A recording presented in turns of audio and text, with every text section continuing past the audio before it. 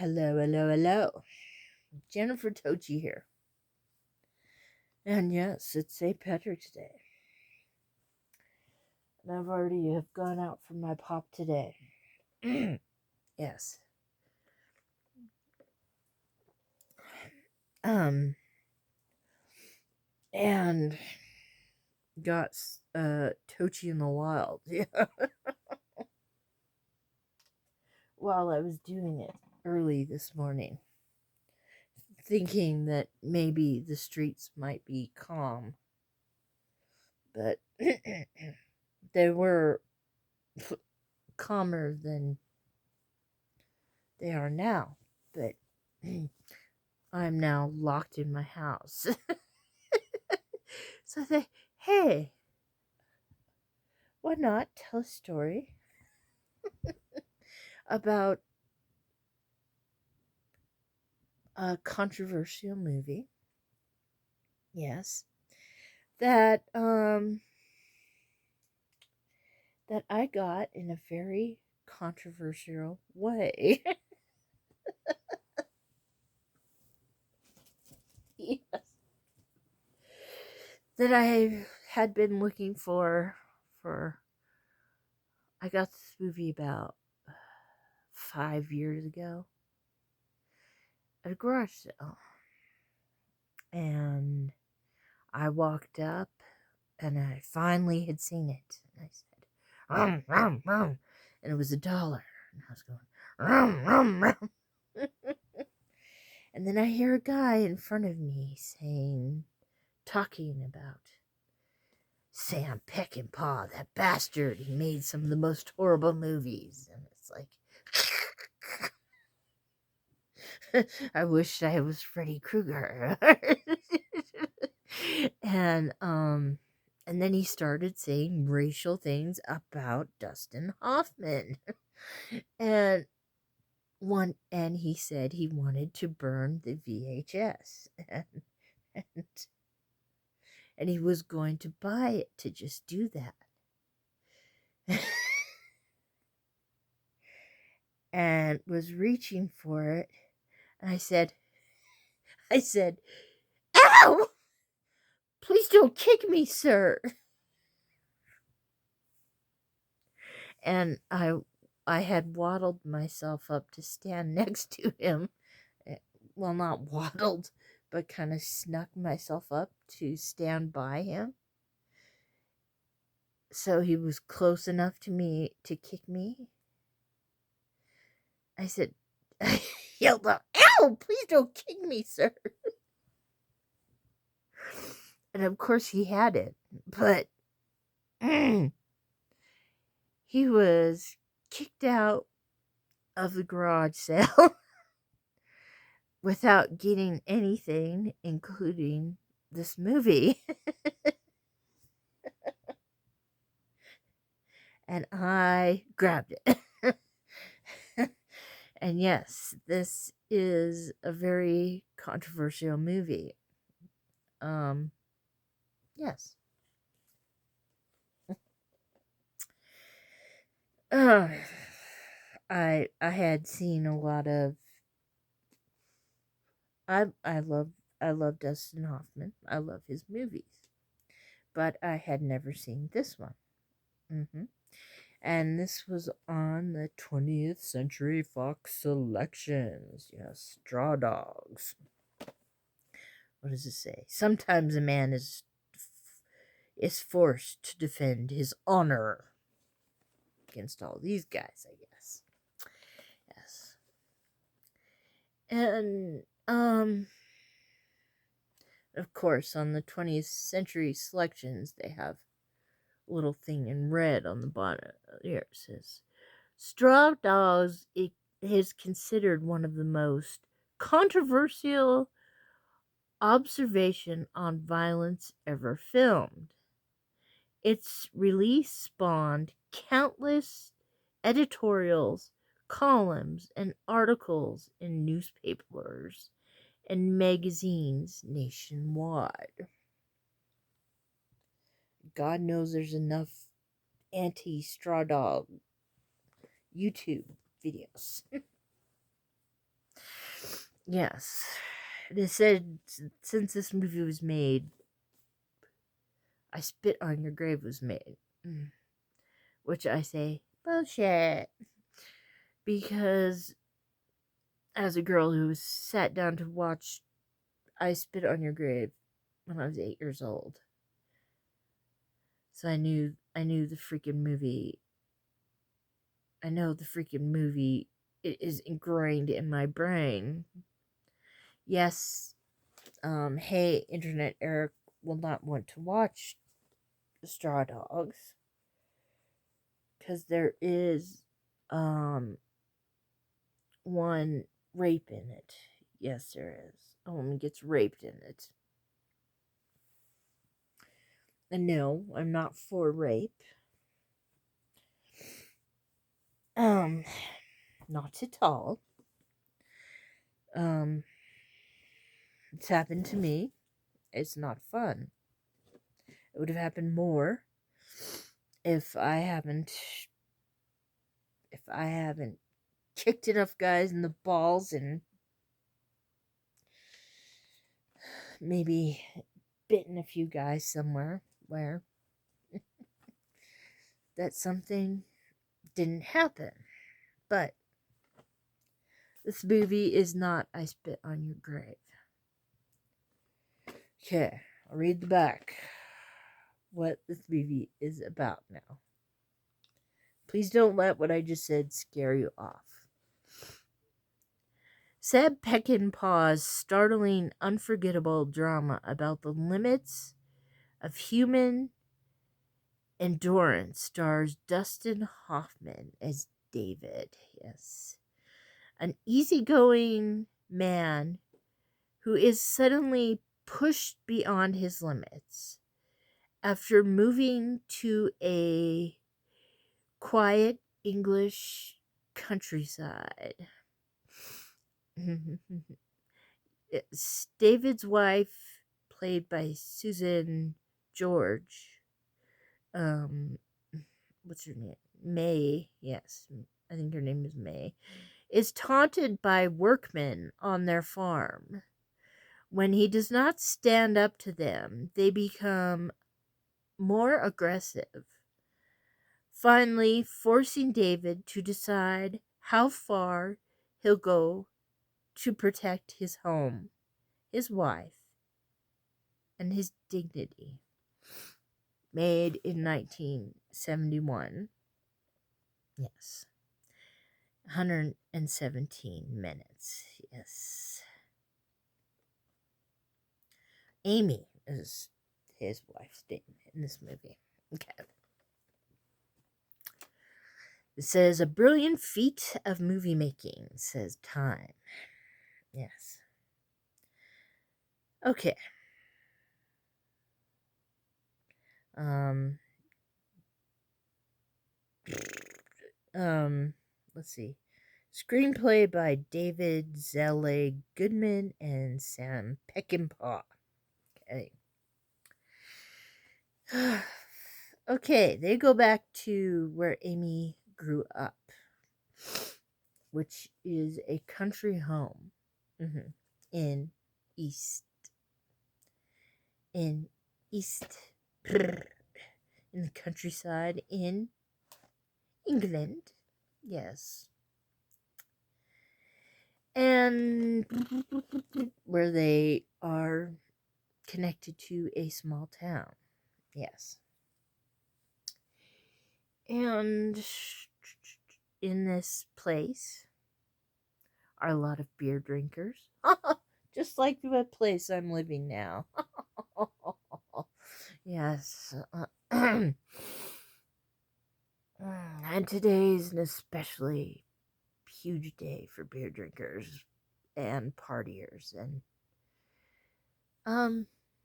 that is why my doors are staying locked all day, all night. Yes, I will not be leaving the house. And I have sent my son away to another city. Me in winter, sending my son to another city to DoorDash. Um, and usually in the winter, I say stay close to home. Yeah. This place goes crazy. Yeah. Um, we've got another man also in this movie who lives in the city, who is known to chase after young women and assault them. There's another kind of antisocial person in town. And then we've got a young girl, I think about 17, who looks up to Dustin Hoffman's wife, Amy, who comes into the city not wearing a bra. And people look down at her for not wearing a bra. Well, it was the 70s. I don't know. I see women without bras. People see women with bras. I don't really look. But I guess in a small English town, that is a big thing. And she sees Amy as her hero, I guess. Yeah. And basically they hire some men. Amy and David hire some men to fix their barn roof because it has come off while her dad owned the place. One of them is Amy's ex-boyfriend from before she left to go to America. Yes, and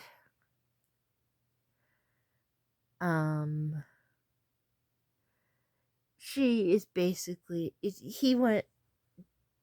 David went there. He is a nuclear physicist. I know that name just because of Big Bang Theory. He is a nuclear physicist who's been given a grant to figure out some nuclear physicist things. Yes. And his wife is kind of acting like a child for attention because he is spending time at work, which is basically paying for what? The house staying up, the roof being fixed. So she starts going out and talking to the workmen and is surprised when they start hooting and hollering at her and says to her husband, "You need to go talk to them. You need to go talk to them." And to kind of let Amy and her husband know that they've been in their house, animal death coming up. It's not shown, but a fake body is shown for the movie. They open their closet and Puss that they've been looking for, kitty kitty kitty, is hanging by the throat in their closet. Yeah. And she goes, "You go talk to them. You go talk to them." And he says, "I'll go talk to them, but I'll bring them around to it." Because he's a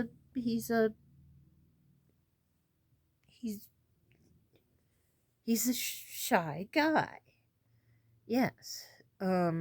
He's an easygoing man. And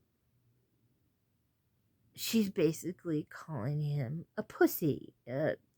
He's weak. He's weak. He's weak. and he's weak. And she just keeps at it with him. And man, by this time, I'm totally on David's side.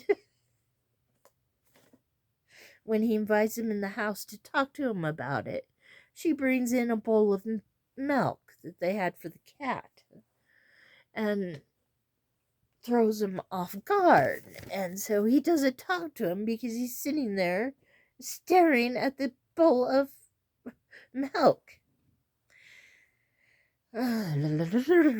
So you see, this this situation has me totally off guard. Yes, Amy does end up getting raped by her ex-boyfriend, and she doesn't tell David.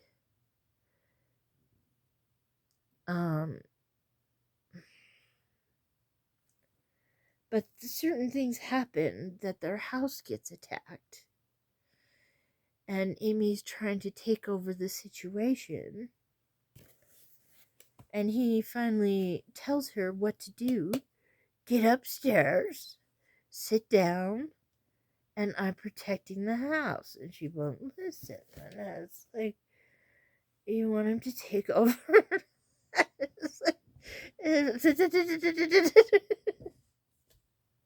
It'll have you questioning. It had me questioning anyway. What the hell she wants? So, I